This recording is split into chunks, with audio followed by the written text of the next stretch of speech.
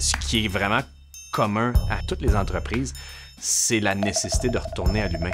C'est un investissement dans ta business, parce que sans eux, il n'y en a pas de business. Qui serait heureux dans quoi? Puis comment le faire? C'est ça, sans qu'il y ait de jalousie. Je pensais probablement que j'avais plus de compétences que j'avais dans la gestion d'entreprise, tu sais.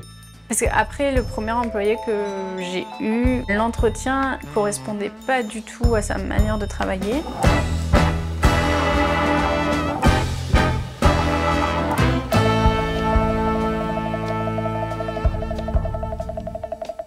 Nous, je pense qu'à un moment donné, sans le savoir, on a vraiment pris nos forces, nos faiblesses, puis on s'est donné des jobs, si on veut, à l'intérieur. Comme ça, on parlait de finance à un moment donné, puis j'ai dit, ah ben ça, j'ai laissé ça à Nathalie un peu plus, tu sais. Moi, je suis allée plus du côté réseaux sociaux. J'ai fait, ah, OK, si j'aimais plus ça qu'elle. Ou ben non, tout ce qui est ressources humaines.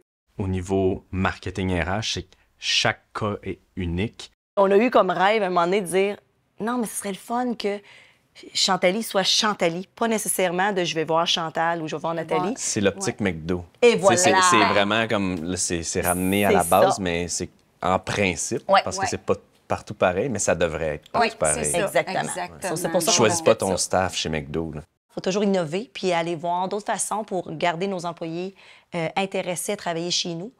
De se soucier de l'humain, c'est pas une dépense, c'est un investissement dans ta business, parce que sans eux, il n'y en a pas de business. Moi, j'ai choisi la coiffure juste à cause j'aime vraiment les clientes, puis j'aime le social, puis j'aime faire sentir mes clientes comme on cloud nine, comme on dit. Ça me rend le plus bonheur quand mes clientes sortent d'ici heureuses.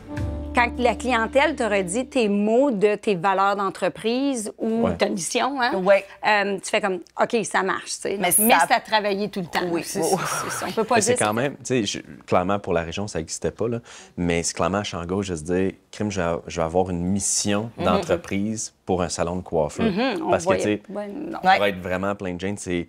Je rentre ici, je me fais couper les cheveux, je sors, je paye, je sors. Exactement. Idéalement. Ce sera jamais facile de genre, tout le monde va s'entendre, consensus sur tout. Y a-tu des gens qui ont vraiment comme décroché? L'implanter parce que ça prend un certain courage managérial, d'entrepreneur, de dire, là, on fait un shift, on n'abandonne pas, tu passes pas de la coiffure à la restauration rapide, là, tu passes de, j'ai un modèle qui est connu de tout le monde, qui est comme... check-in, check-out, à non, là, on va changer l'expérience. Y a-tu du monde qui ont comme juste abandonné puis qui ont fait non, ça, c'est trop pour nous? Ça a été comment aussi puis d'engager le staff à shifter? Bien, c'est certain qu'on a une grande énergie, moi puis Chantal, comme vous avez pu voir. Elle plus que moi. Mais il reste qu'on a beaucoup d'énergie. Si tu dis je vis dans la valeur de respect, par exemple, là, tu respectes, t'es super fin qu'eux autres quand ils postulent, quand ils sont en entrevue, quand ils sont accueillis. Puis là, vient le temps, il y a quelqu'un qui quitte. Il y a eu une coiffeuse à travers toutes nos années. C'est même pas au début quand on a fait le changement. Qu'on avait engagé, puis elle a fait, après un an, elle a fait « Mais c'est pas moi, ça. » Est-ce que tu es encore dans ta valeur de respect? Puis j'étais comme « Ah, wow! » Ben merci pour ton intimité, c'est correct. Elle dit « Moi, je suis pas bien dans ce genre de salon-là. » Puis c'était bien correct, mais une à travers toutes ces années-là. Les autres ont vraiment fait confiance, puis ils savent. À chaque fois qu'on rentre, des fois, on revient avec quelque chose de nouveau, puis ils savent « Hey boy! » Puis c'est vrai que j'avoue que des fois, dans ma tête, tout le monde va embarquer. Fait que tu sais, c'est tout dans la procédure, le détail de dire, bien, ce qui est essentiel à ma business, je vais le mapper, je vais m'arranger pour le rendre clair, intelligible, pour que si jamais il se passe quelque chose, tu sais, la crise, là, il faut la préparer. Hein? La crise, elle est toujours à venir. Là. Ça tombe bien parce que je suis en plein dedans. J'ai posté une annonce hier, donc, parce que là, je recherche quelqu'un pour combler un poste en avant, pour la vente. Le premier employé que j'ai eu, où j'avais juste fait un entretien et au final, l'entretien ne correspondait pas du tout à sa manière de travailler. C'est difficile sur une entrevue, comment choisir quelqu'un, surtout quand on n'a jamais fait ça. Moi, j'ai jamais fait d'entrevue. Ça peut être intimidant. Par moment. Dès qu'on ouvre une entreprise, dès le début, mettre des protocoles en place, des organisations. Quand tu es en démarrage, que tu as peu ou pas d'employés, c'est le meilleur temps parce que... Ça, c'est un point difficile. Si tu souhaites aller vers des Je veux dire, des candidats, des candidates qui ont un profil plus particulier. Tu me parlais du savoir-être, du côté relation. L'offre d'emploi, est-ce qu'elle est claire? Est-ce qu'elle dit des choses aussi banales, mais sous-estimées que combien je vais gagner? Combien d'heures je vais travailler? Puis est-ce qu'on va me rémunérer juste selon mon expérience? Concept assez flou où, au final, on va dévaloriser un petit peu mon expérience pour me payer moins cher. Là. C'est des choses qui, en principe, devraient transparaître, surtout si ça fait partie de la culture que tu souhaites implanter ici. Qu'est-ce qui est écrit dessus? C'est quoi l'information complémentaire qui peut venir rassurer certaines inquiétudes que je pourrais avoir, qui peuvent venir m'informer? Au début, c'était un peu c'est pas grave, on verra. Puis une culture, là, c'est pas uniquement pour des grosses boîtes, là. Moi, j'étais vraiment dans le recrutement traditionnel. On va poster une annonce sur Indeed, je recherche ça. Oui, qui on veut embaucher, mais qui on est, nous aussi. Mais j'étais pas du côté du candidat que lui, il va aussi rechercher quelque chose. Une culture qui attire, c'est aussi une culture qui repousse. Oui, j'ai mis des attentes plus précises. Surtout que je pense qu'il y a un petit changement en ce moment dans le rapport au travail, donc je voulais un peu suivre cette tendance. Le sens qu'on donne à notre travail n'est plus le même. Pourquoi je fais ce que je fais dans la vie? Puis à quoi ça sert ce que je fais? Surtout dans une société de service comme la nôtre. Ce qu'on suggère à nos clients, c'est souvent de faire un peu de storytelling autour de qui ils sont et la culture justement en place. Est-ce que ça, vous l'utilisez dans votre quotidien sur vos plateformes sociales ou... Maintenant, avec les réseaux sociaux, c'est beaucoup, il faut se mettre en avant, montrer qu'il y a une personne derrière l'entreprise. Et moi, j'aime pas ça. C'est quand même un accès backstage, c'est un accès à ce qui se passe dans votre quotidien où justement, je peux aller chercher une information que je trouve pas sur une offre d'emploi ou dans certaines entreprises, sur un site carrière, par exemple. Ils peuvent dire, j'ai un problème de recrutement. Oui, mais un problème de recrutement, c'est trop vaste. J'ai un problème d'attraction de talent pour un poste spécifique. J'ai un problème d'avantages sociaux. Je sais pas comment bien accueillir et intégrer des employés, comme ça fait toute partie du recrutement. Là. Mais c'est tout vécu différemment. Donc,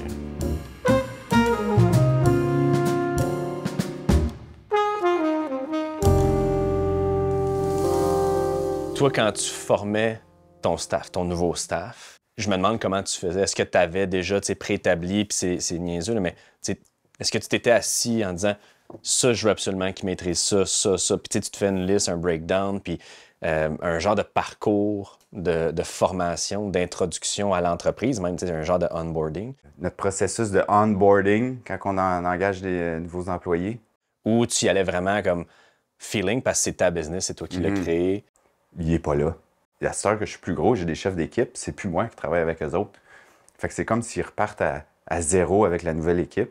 C'est ça que je leur dis quand j'ai des nouveaux. Mais vous avez passé par là, vous autres, tu sais, comme pourquoi pas leur donner une chance?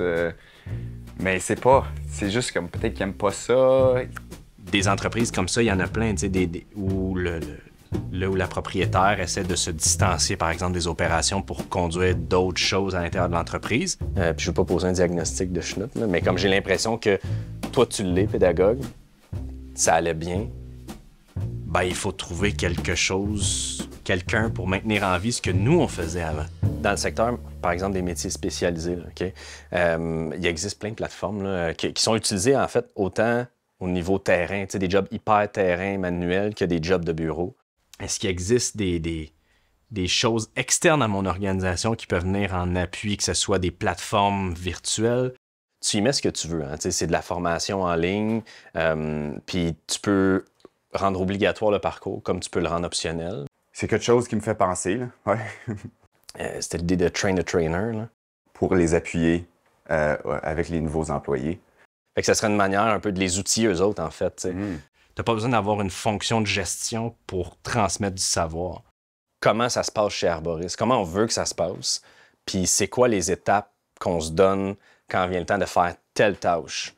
C'est quelque chose qu'il faut mettre en place. Ça peut être même avec eux autres. Là. Les gens qui ont le plus d'expérience autour de la table. Puis une organisation en santé, peu importe sa grosseur, c'est une organisation où l'info circule puis où la connaissance se transmet. J'y aurais pas pensé autrement. Il fallait que j'aie une discussion avec cette personne-là pour sortir des nouvelles stratégies. Ce qui est vraiment commun à chacune de ces trois entreprises-là et à toutes les entreprises, c'est la nécessité de retourner à l'humain. De se concentrer sur ton offre employeur, autant au niveau de ton recrutement que de ta fidélisation, ton engagement. Une autre question qui était aussi des fois qu'on se retrouve, tu sais, on a comme toute notre façon de faire, les réunions du midi, comme on disait, après ça, nos rencontres aux 3 mois, toutes seules. Comment les garder des fois comme excités? On fait des belles choses et ça devrait être excitant, mais en même temps, il faut réaliser que c'est pas tout le monde qui a la même énergie. Tu sais, t'as peut-être un 20 de gens engagés. Moi, je pensais que c'était l'inverse, qu'il y avait toujours un petit 10 qui veut pas embarquer, mais c'est l'inverse. Quand il a dit non, non, non, non. T'as la grosse batch du milieu qui va être comme un peu plus j'observe, puis j'embarque. On va voir les choses autrement maintenant. Puis t'as les résistants. Je m'attendrais pas que tout le monde soit derrière nous puis d'être déçu d'eux si c'est pas le cas. Enfin, non, c'est normal.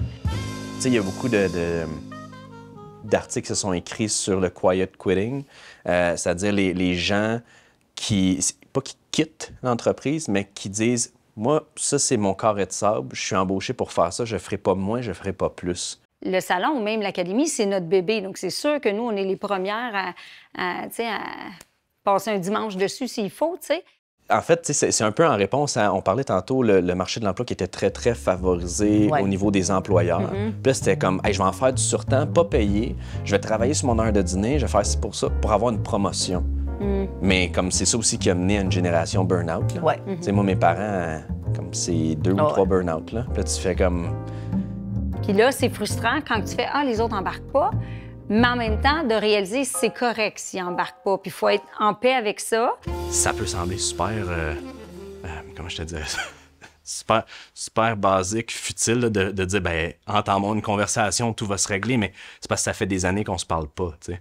Ça fait des années qu'on n'intègre pas dans la conversation les gens qui sont directement concernés par les initiatives qu'on veut mettre en place. Comme faisons-les prendre part. C'est devenu un peu la base de discussion. Tu sais, c'est un no-brainer. On s'attend à ce que l'employeur soit transparent, peu importe sa grosseur, peu importe le secteur d'activité. Puis en ce sens-là, je pense que aller à la rencontre de ton staff, c'est une bonne idée. Du jour où il y a comme un intérêt potentiel pour toi comme employeur, puis ça, c'est peu importe ta dimension, jusqu'à temps que la personne quitte et même après, il y a une foule de rendez-vous. Tu sais, d'être moins top-down, d'être plus en collaboration, en co-construction, puis de dire, vous vous attendez à quoi? Qu'est-ce qui fait en sorte que vous êtes bien versus, oh là, on commence à avoir un malaise? Je les rencontre en one-on-one, je pose mes questions qui coûtent rien, sinon que de la planif puis du temps. Tu peux créer un sondage interne que tu dis, je le fais de façon à mesurer le degré de satisfaction par rapport à plein de choses à l'interne, de mettre sur la table les réalités de tout le monde puis voir comment on agence ça. Si on fait pas attention, c'est des rendez-vous manqués. T'as un système genre assurance ou REER, des trucs comme ça. T'es où dans ta tête par rapport à ton expérience employée? Là? Fait que ce que tu leur donnes, ce qu'ils vivent. Certaines stratégies qu'on a, c'est d'offrir des bénéfices et tout ça. Le défi numéro 1, puis ça doit être le propre en fait de toutes les entreprises, toutes les organisations, c'est t'es trop proche de l'arbre, tu vois plus l'ensemble, tu vois plus la forêt. Moi, le but, c'est vraiment la rétention d'employés parce que... C'est comme avoir une deuxième famille ici. Il n'y a plus de râle. On est tous dans une équipe, on travaille tous ensemble. Dès le début, c'était le but parce que tu développes une expertise puis tout ça, puis c'est vraiment l'expertise arboriste. Puis là, ben, on veut continuer là-dedans avec le même employé. Moi, la première chose que je pense quand je les regarde, c'est ces entreprises-là se réfèrent à ce qui s'est toujours fait. Puis c'est ça, là, il y a quelque chose qui m'a choqué cet automne, où est-ce qu'il y a une job co-op à Ottawa qui sort. Puis là, moi, je me comparais à des jobs du gouvernement. Puis là, il est payé 26 à 30 $ de l'heure avec des bénéfices puis tout ça. Dans bien des cas, c'est des batailles perdues d'avance. Tu sais, là, nous autres, on n'a pas le choix de payer des impôts qui s'en vont au gouvernement. Puis là, eux autres, c'est facile à donner une job. C'est comme super facile, avec plein de bénéfices puis tout ça. Puis là, on est en compétition avec ça. Tu peux pas compétitionner des poches profondes, mais il y a une autre façon de les compétitionner. Il y a une autre façon de faire valoir ton côté distinctif comme employeur. Je donne les mêmes bénéfices. Alors qu'il devrait faire l'inverse, il devrait se demander qui je suis moi, qu'est-ce qui me différencie, qu'est-ce que je peux offrir, qui va se distinguer. On offre, comment tu appelles ça? Mais c'est un genre de plan de groupe là, pour comme mettre de l'argent dans des REER. REER, assurance, est-ce que c'est pertinent au fond? T'sais, ils se sont pas posé la question, c'est-tu pertinent, c'est-tu ce que mes gens veulent? tu parlais du REER, tu parles des assurances. Mettons, là, j'ai aucune idée, puis j'ai pas besoin d'avoir de chiffres, là, mais mettons que comme employeur, ça te coûte 1 000 $ par employé par année. Eux autres, est-ce qu'ils le maximisent à 100 %? T'sais, de se poser plus de questions, ça va les challenger nécessairement. Ça peut ébranler un petit peu certaines convictions, mais ça peut également les aider à ressortir du lot. À la place, il faut que tu trouves une stratégie, une valeur qui est différente là, de ce que les autres y offrent. Alors, place-toi là, à 18, 19, 20 ans, là, te faire dire on va investir dans ton REER, t'es comme mon REER. Non, c'est ça, oui, exactement. C'est vrai, ils sont vraiment pas intéressés. Là.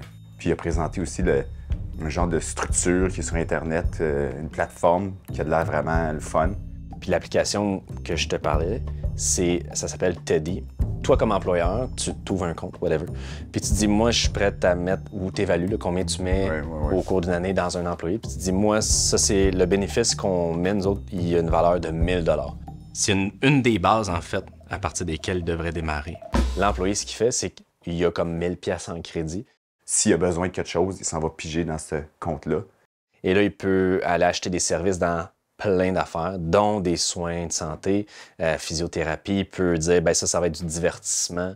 Puis c'est pas basé justement sur mon feeling tout seul à mon bureau de « Ah, mais je pense qu'ils auraient besoin de telle chose ». Non, d'avoir des bénéfices qui sont modulables selon où tu es rendu dans la vie.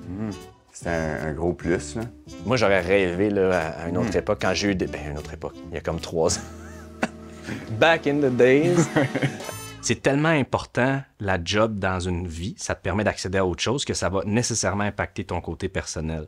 Mais autant l'impacter positivement. Puis à ce niveau-là, mais nous autres, on a planché sur d'autres choses, des conditions de travail qui sont différentes, genre 5 semaines de congé par année dès ta première année, 10 jours personnels, que tu sois malade, que tu aies fait le party ou les femmes, malheureusement, pendant une bonne partie de leur vie, ben, ils vivent des menstruations. Mais comme il y en a qui filent pas pantoute, le migraine, maux de ventre et tout. Ben, comme travailler dans cet état-là, c'est pas toujours nice. Là. Tu fais ce que tu veux avec ton congé. Moi, je veux même pas savoir.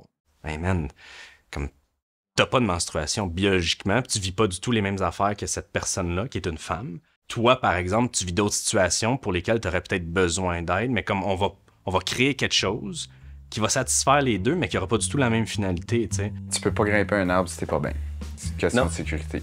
Vous avez accès à la même opportunité, mais pas au même produit final, c'est tout. On veut être flexible, on veut faire du cas par cas, mais c'est certain qu'il y a des personnalités que ça marche moins bien. Des gens, comme tu disais, qui sont pas autant verbales, qui vont garder en dedans, puis on a eu l'expérience de plusieurs années après. Ben ces fois-là, eux autres ont eu ça, puis moi, non, mais la personne ne l'a jamais demandé. Parce que c'est quelqu'un qui garde en dedans puis qui ne demande jamais rien, mais... Puis d'après sa situation, alors on dirait que ça n'a pas besoin de ça. Maintenant, je me suis dit, non, il faut faire toujours attention. Fait que l'idée, c'est d'avoir une approche qui est le plus souvent personnalisée. J'ai un petit peu plus de difficultés, moi, du cas par cas. Pour que dans 1 an ou 2 ans, ça nous retombe sur le nez un petit peu. Bien, vous aviez dit oui à elle, mais pas oui à moi. La distinction, c'est égalité, mais dans l'opportunité que j'offre. Je m'explique. Quelqu'un qui vient de sortir de l'école, qui vient de sortir de l'académie, on va dire qu'il a 20 ans, ne vivra pas du tout les mêmes étapes de vie que quelqu'un qui est dans la cinquantaine. C'est ça. Tu sais, bébé peut-être, mariage, maison, quoique le marché de l'immobilier est un peu rough. Il y a combien d'employeurs qui ne questionnent pas leurs employés à savoir c'est où t'es dans ta vie. L'équité, c'est de dire je t'offre les mêmes chances ou le même rapport de flexibilité, mais je t'offrirai pas le congé pour la même affaire. Puis l'output, fait que le résultat final doit être différent.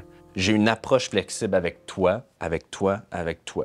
Faut pas mettre tout le monde dans le même panier puis dire tout le monde veut travailler moins, tu sais. Non. Tu sais, on prend des décisions en fonction du monde pas fiable, comme partout dans la société, mais c'est ça la transition difficile. Les employés, là, 95 % du monde, puis là, c'est un chiffre super arbitraire, mais comme la majorité sont fiables. Mais c'est là qu'il faut juste trouver qui serait heureux dans quoi, puis comment le faire, c'est ça, sans qu'il y ait de jalousie. La crainte des gens, c'est soyons plus humains, mais là, si on est plus humain, on va se faire manger la laine sur le dos. C'est pas tout à fait vrai. Comme si tu les fais participer au processus pour humaniser ça, tu leur montres aussi les limites. Donc, il faut travailler là-dessus. Un documentaire, partie 2. Ça, j'ai eu un peu de trouble récemment avec une employée qui me dit juste bah, je pourrais pas venir travailler le jour-ci. J'ai dit OK parce que bah, elle m'a prise de court. Enfin, j'ai pas trop réfléchi à ça parce que moi j'ai toujours demandé du temps off en fait. Ouais. Que est-ce que je peux m'absenter tel jour, telle heure. Mais comment pour la prochaine fois comment je fais? Et c'est vrai qu'il faut que je mette ça en place pour qu'au moins ce soit clair pour tous les employés, que ce soit la même chose et que ce soit juste aussi. Maintenant, on ne peut plus vraiment dire non, mais en même temps, bah, moi j'ai besoin de quelqu'un qui soit là. Donc, Pour moi, être un bon gestionnaire, un bon manager, c'est vraiment dans l'optique écoute et non pas être dans l'imposition, être dans la co-construction, la collaboration. Évidemment, tu prends la décision, mais il n'est pas dit qu'il ne faut pas que les gens participent ou amènent quelque chose à cette décision-là. Donc, de cette façon-là, tu es capable d'aller chercher l'opinion des gens, de te faire une tête complète sur un sujet. moi j'adore la pâtisserie, mais j'adore aussi tout ce qui est marketing. Il faut avoir aussi envie de gérer des employés, de gérer des ventes, envie d'améliorer ses processus, etc. Chaque petit point où il manque une information pour un employé, c'est une possible friction à différents niveaux. Je vais commencer à travailler sur mon guide des employés. Ça va être un gros point. C'est des choses qui sont bien à penser en processus de onboarding dès le départ. Faire un point sur les valeurs de l'entreprise, qu'est-ce que je veux transmettre par rapport aux employés, aux clients. Donc l'attitude à avoir envers ses collègues pour avoir une belle ambiance. Tout ce qui est avantages, donc quelle est la politique de vacances, comment je prends mes vacances. Si je suis malade, qu'est-ce que je fais? Bah, tu restes chez toi. C'est de dire, bien, on est clair sur, bien, ça, c'est notre capacité. C'est là où on est prêt à aller. Fait que tu as tout ça pour jouer. Qu'est-ce que tu veux faire? On s'est toujours dit que c'est pas vrai qu'on sait tout. Je pensais probablement que j'avais plus de compétences que j'avais dans la gestion d'entreprise, tu sais. Prenez le temps de vous asseoir, de prendre du recul, d'aller chercher de l'aide pour vous soutenir là-dedans, pour vous amener des idées nouvelles, provoquer le changement. Quand on pense qu'on a communiquer encore, parce que c'est jamais fini. Faut pas que ça reste stagnant, une entreprise. Ça fait 4 mois que je suis ouvert. Où est-ce que je vais? Qu'est-ce qui a changé? Comment j'ai changé? Là, toutes les questions, ça me permet de moi me poser des questions en fait, que je ne me serais pas posée toute seule. Après, le temps en entreprise, le temps, c'est une ressource extrêmement rare et limitée. Bien, le capital humain, c'est l'élément essentiel. Pas d'humain, pas de business, pas de profit.